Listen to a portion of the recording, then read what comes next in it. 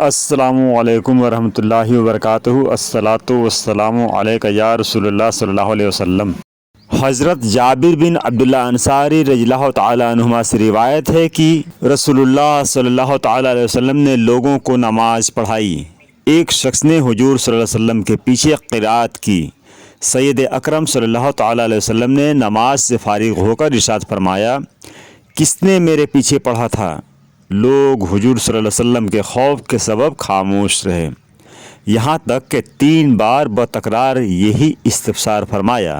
आखिर एक शख्स ने अर्ज़ की, या रसूलुल्लाह सल्लल्लाहु ताला अलैहि वसल्लम, मैंने।